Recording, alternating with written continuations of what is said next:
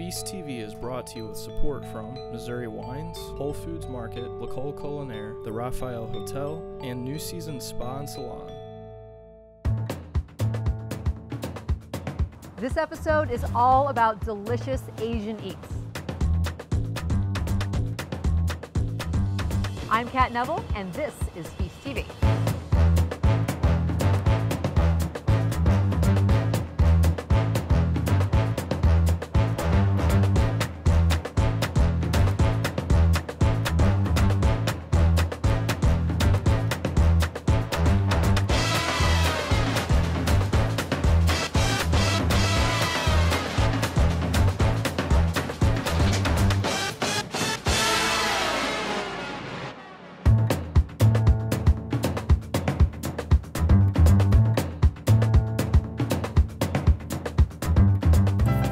In this episode, we are exploring Asian cuisine.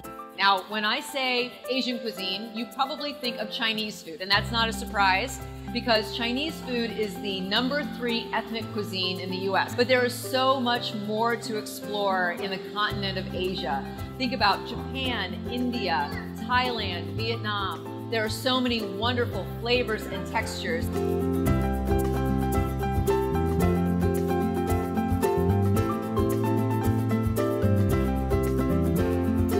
Olive Supermarket here in St. Louis, Missouri. And when you walk up and down the aisles, there are so many really fun things that you can pick up that are very far outside of the American experience of food. And in this episode, we are going to visit with some folks that are making delicious Asian food here in the Midwest. I'm really excited to take you on this journey today. And our first stop is actually right down the street here in St. Louis at LuLu's Seafood and Dim Sum. It's a completely different side of Chinese cuisine than you've probably ever had before. Let's head there now and check it out.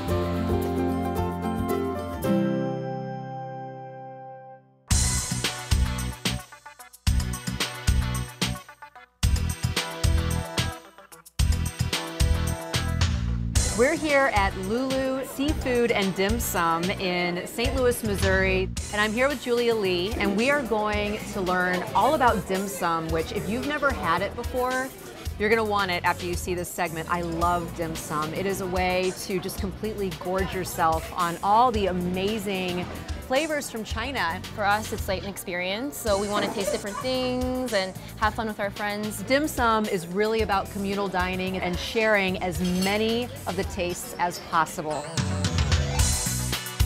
Tell me about the history of the restaurant and your family. My parents immigrated here in the early 90s, and they worked in kitchens, long hours, and then my mom opened up her first restaurant, Hunan Manor in downtown. So this is my mom, Jenny Liu. She is LuLu, so she's the mastermind behind all the culinary experiences that we're having today. So thank you, Mom.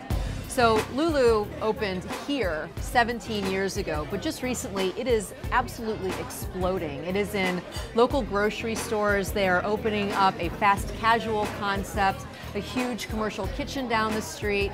It is amazing to see the growth of this family restaurant, and it's all because the food is authentic and utterly delicious. Okay, so Julia, we're eating the cold dishes first, and that's very typical? Yes, it's kind of like what we would do as appetizers, but it's like to open up your flavor palette, and that's why they're cold, to get you prepared for what's next. This is so fun. Okay, so I want to try, I've never had the beef tendon here before.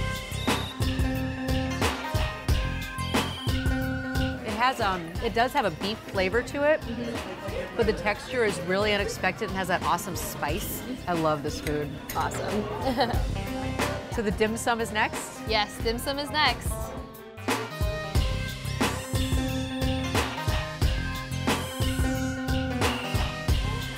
There's no way we're eating all of this amazing food. Thank you. Thank you so much. Thank you, yeah. What's amazing to me about this dining experience is just the attention to detail that is paid to each one of these dishes. I mean, all of this is done by hand. Dim sum is known for being the artisanal piece of Chinese cuisine. Each fold is very delicately made. Everything between like the mixing of the ingredients to the mixing of the rice flour. This is the chive and shrimp dumpling, and on top of it, there's a bit of fish eggs. Gorgeous.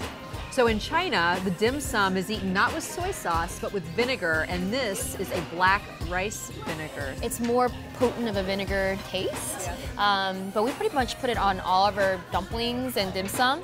The vinegar really brings out the sweetness of the shrimp, and it doesn't overpower it at all, whereas maybe the soy sauce would be a little bit too salty. Exactly, exactly. The tradition of dim sum is from Hong Kong, and then everything else that is part of dim sum that will come on this in the third round is from Shanghai. In the third round, because there's more coming. Yes, there's more coming. Yes. Ooh, that's good. You're never going to get rid of me. I'm just going to stay here all day. This is the barbecue pork. Barbecue lovers love this. They come in and order like 3 plates of these. And we're in the Midwest, so Yep. pork is so perfect for these kinds of spices because it has a rich, almost fatty sweetness to it. So when you have almost a sugar-based rub that is put on the surface, it marries beautifully, and it's complex, and it's so good.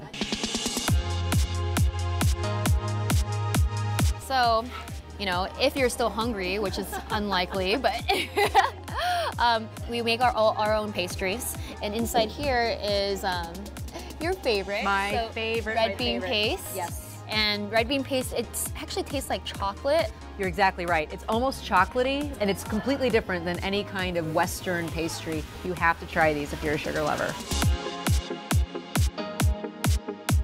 So you can always come here and gorge yourself on this amazing array of dim sum, so there's no excuse to not go out whenever it is you get the hankering for it.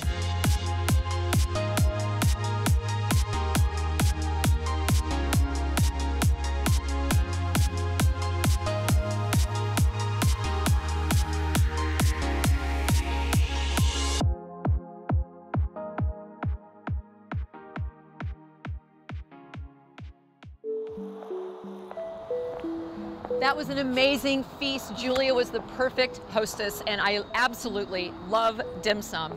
Chinese food, of course, is extremely well known, but there is another cuisine of Asia that is just as delicious, and that's Korean food. So we're gonna go down to St. Robert, Missouri, just a tiny little town in the middle of the state where they're serving authentic and utterly delicious Korean eats. Let's head there now.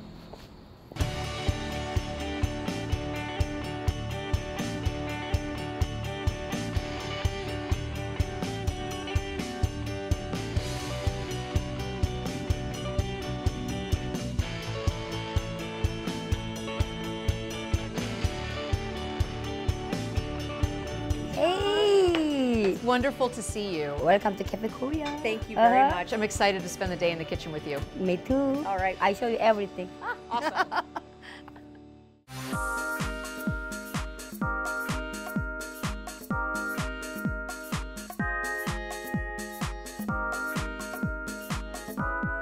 Now, how would you characterize Korean food for someone who's never had it before?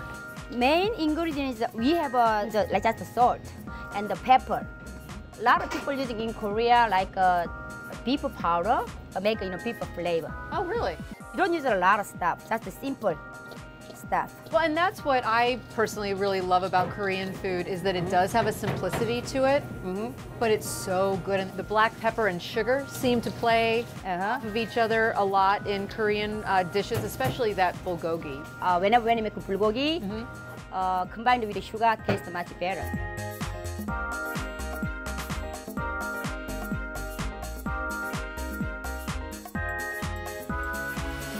So I can remember the first time I had Korean food. I was maybe 23 years old and I'd never had it before. And when I sat down and I ordered the bulgogi, which is that barbecued Korean-style beef, all of these little dishes of wonderful things came out of the kitchen, and it was the banchan. And that is one of the best food memories that I have because it was such a surprise. And ever since then, I've been in love with Korean food.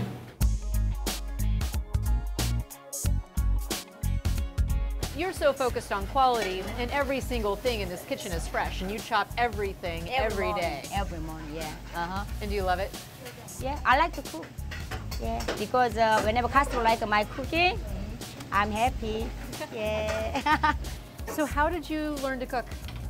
When I was a little kid, my mama teaching me that when you go get married, you know how to have to cook. Whenever my mama teaching me, I start like it.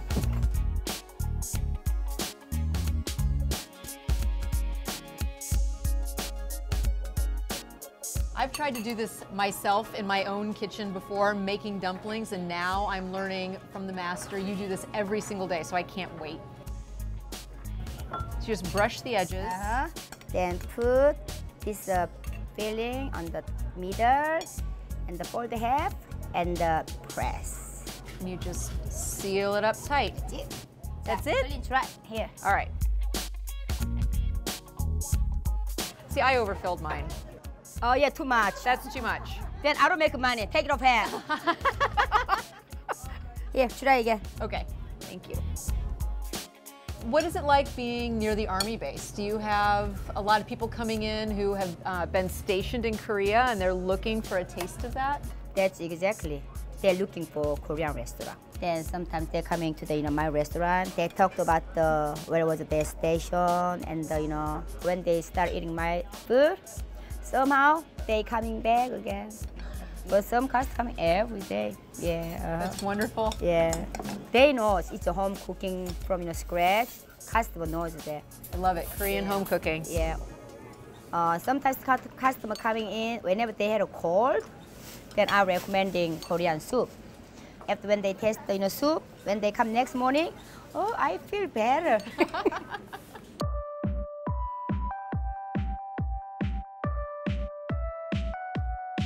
I'm very excited to try your banchan. The best part of Korean food is the banchan because you get to eat little bits of everything and all the different flavors. And that's what I love about Korean food generally, is that every bite is different and the textures are so unique.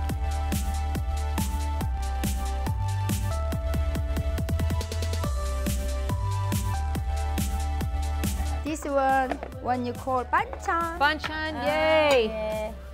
Chong, you've made my day. Right. So these are the sweet potato, the glass noodles, which is what Chong was saying all the Americans call it. They call it glass or clear noodles, the japchae. It's so fun because you can see right through these things. It's made with the sweet potato starch. So it's completely different from what the Western idea of a noodle is.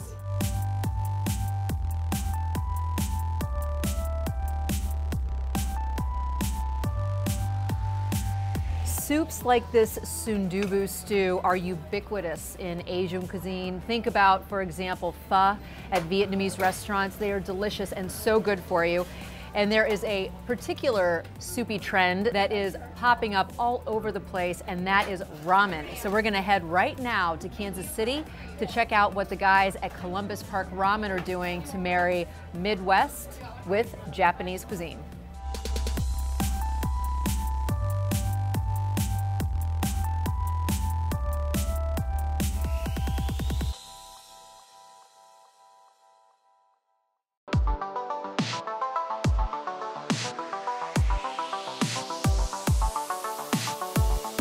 I'm here in Kansas City with Josh Ians at Columbus Park Ramen, right next door to his Happy Gillis, which is a very happy place indeed. And when this spot opened, it also made folks pretty ecstatic. What made you want to get into ramen? So we bought Happy Gillis about 2 years ago and finally fulfilled our dream of having our own place, my wife and I. So with it came a small attached garage space that the previous owner had used for retail soup to go. For us, the space was made for a ramen shop, is kind of the way we looked at it, is we just kept coming back to it. It's something we all wanted and we felt like we needed in Kansas City that didn't exist. And it's a tiny menu. It's ramen and some pickles. That's it, yeah. So you come here if you want one thing, which I feel like is starting to happen more and more. Across the country, people focusing in on one thing instead of trying to be the let's be everything to everybody mentality, because that just doesn't work. It's also very Japanese to only have one thing on the menu. All ramens pretty much have 4 parts. So there's the broth, which is kind of the heart and soul of the dish, and that's where each chef can kind of interject their touch, and everyone does it a little bit different. And then you have what's called the tare, which is how you season the broth. So you hear words like shio, shoyu, miso, those are referring to the tare. And then the other components will obviously be the noodles. Anything else that we decide to put on top to garnish, to eat it with, are the 4 basic components, and there's obviously any combination of those, however you want to do it, to sort of make it your own. You have 4 different ramens on the menu, and you're actually going to show us all 4. So we'll start with the mushroom. So this is our miso tare, and then the other part of the tare is going to be usually an aromatic fat. So since this one's vegan, we use a black garlic oil. And then we'll go ahead and grab our noodles. Well, so let's discuss the noodle, because it's really important that it's a specific kind of noodle that's very alkaline, right? Mm-hmm. It's what gives it its characteristic texture and somewhat of the flavor. Mm-hmm. More importantly, it does something to the protein structure that I don't think anybody really knows. It makes the ramen noodle a perfect candidate for hanging out in really hot soup and not just sort of disintegrating.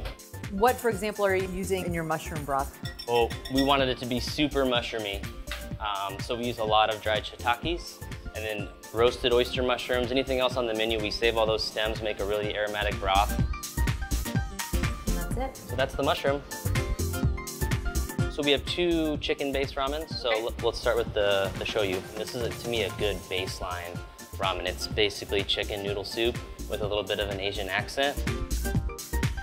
Free-range Amish chicken.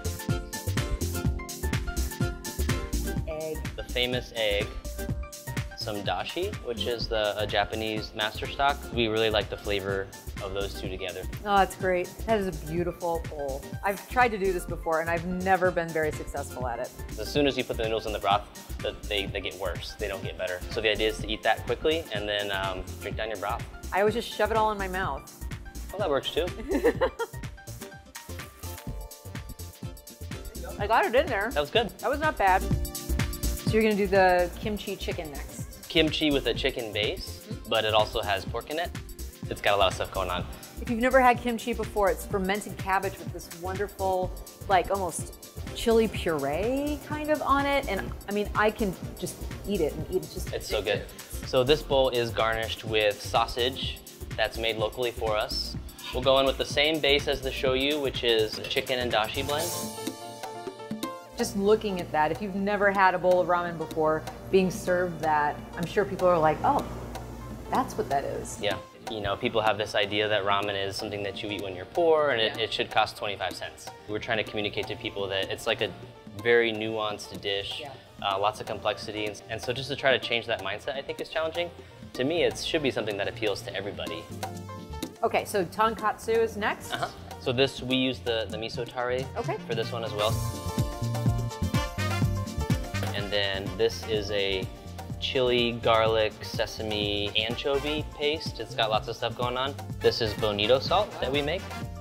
And this is what's called jowl bacon. So it has a smoky quality, which for Kansas City, smoke is obviously something that's important. Tonkotsu means pork bone. It's a stock that's cooked for 24 hours, and it's cooked at a rolling boil the whole time. So it's really sticky, it's really porky, it's really rich. So if that's not your thing, like, don't get the tonkotsu because it's pretty serious. So that's our tonkotsu. Every single one of them is good, Josh. You don't need to have a bigger menu because it's all perfect.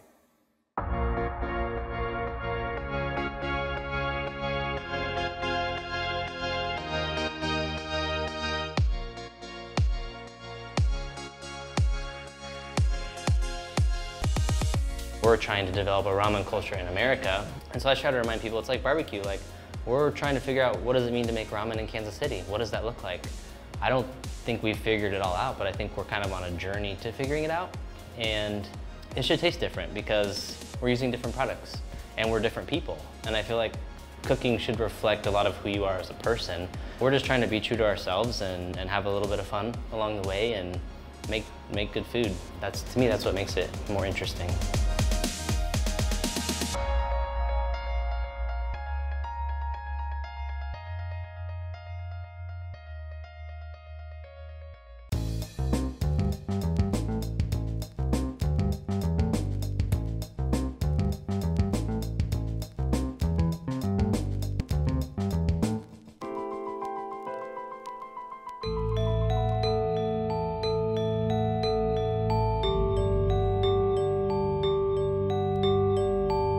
So we've just had an unbelievably delicious tour of Asia, but we did leave out one cuisine that happens to be one of my favorites, and that's Thai food. I had the opportunity to go to Thailand about a year ago, and when I was there, the food was incredible, and the very first thing when I got to Bangkok that I ate was green curry chicken. And so today I'm going to show you how to make a fresh green curry from scratch, Thai style, not an Indian curry. Those are two different things. And then we're going to then serve it with some jasmine rice. All of that is going to be paired with a semi-sweet white from Blumenhof, which is near Augusta.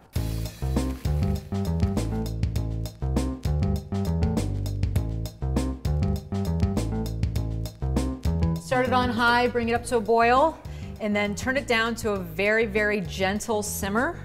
Jasmine rice in particular has a really wonderful, nutty, almost floral aroma to it. And so that's why I'm using jasmine rice particularly rather than just a long grain rice because of that aroma. That's what you'd find in Thailand. So my next step is I'm going to go ahead and get started on the curry paste itself. And the first thing I'm going to do is toast up some of the spices that are going to be used. The first is this coriander, and I'm going to toast up about a tablespoon. And I'm also going to add in roughly a teaspoon of cumin seed and a little bit of the white peppercorn. So I'm just going to go ahead, turn on the burner, and get these guys going. And what I want to do is toast them until they start to pop. And I don't want to take it all the way to the point where they're burning. All I want to do is just kind of release those oils and those aromas to just intensify the flavor that they're going to add to this really gorgeous curry. I can remember when I first started cooking, I thought it was just amazing that people would make their own curries. I imagined that it would be really complicated to make, but it's very, very simple. If you can make a pesto, then you can make a Thai-style curry. You just have to find the ingredients. I can already smell these spices. They smell amazing. So I'm gonna go ahead and turn the heat off because there will be some residual heat in the pan. And I'm gonna let these cool while I get all of my other ingredients into my mortar here. I'm gonna smash and then drop in about 1/8 of a cup of garlic. So this is galangal. It's very similar to ginger. So it is a root, and they're not very easy to find in the US. I found this in an international grocery store, and most likely that's where you'll be able to find this ingredient. If you can't find it, just use ginger.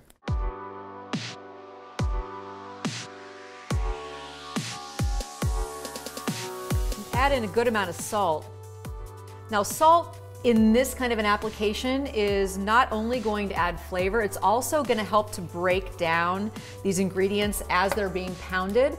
If you've ever heard of something being macerated in sugar or salted before you cook it to pull out the moisture, that's going to help in this process as well.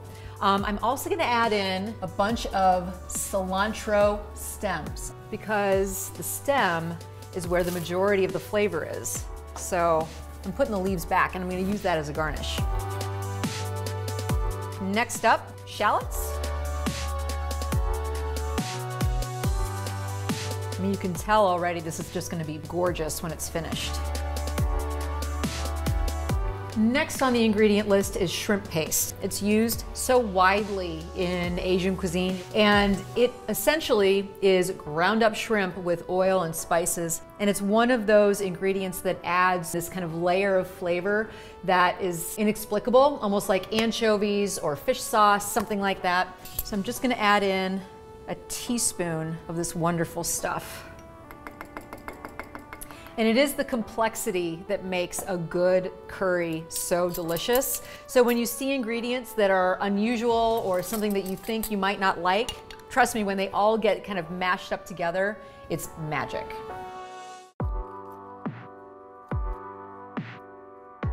I'm going to go ahead and add in my toasted seeds that have cooled. I also have kaffir lime. It's going to give that truly authentic Thai flavor that you won't be able to find anywhere else. I'm going gonna grab a bunch of these chilies. Of course, the more chilies you use, the hotter it's gonna be. I like it nice and hot. I've been accused of making curries too hot, actually, but you know, if you're gonna go all the way. This is lemongrass, and the way that you open this up, it's so fun. You have to whack it on your counter. And then it just comes apart. So you peel off these outer leaves, and you're left with that tender interior. I have just 3 tablespoons of vegetable oil in this pot right here, and I'm gonna put 3 tablespoons or so of the curry paste into the oil. All I'm trying to do here is release fragrance, just heating it up. And then I have about 1 pound of chicken thighs that I have cut. And I use chicken thigh as opposed to breast because the thigh has more flavor. It's starting to really smell great. We'll let that sit. I'm gonna pop open my can of coconut milk. Just a little bit of brown sugar to give a little bit of sweetness. Don't forget the fish sauce. I'm just putting in a couple of tablespoons. Again, fish sauce, just like the shrimp paste, gives that depth of flavor that you can't quite put your finger on. One of the most important ingredients, the basil. We want about 1 cup of basil leaves to add that wonderful nuance. And while it's cooking, I'm gonna go ahead and cut up my eggplants. These are little, what are called pea eggplants, and they are from Thailand. So I'm just gonna let this simmer until the eggplants are nice and soft, and then we're gonna dish it up.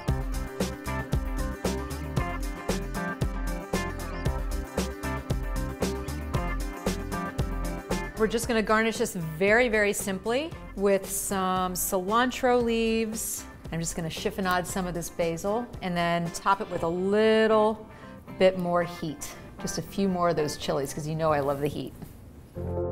I'm going to be pairing this with a semi-sweet white. This is from Blumenhof here in Missouri.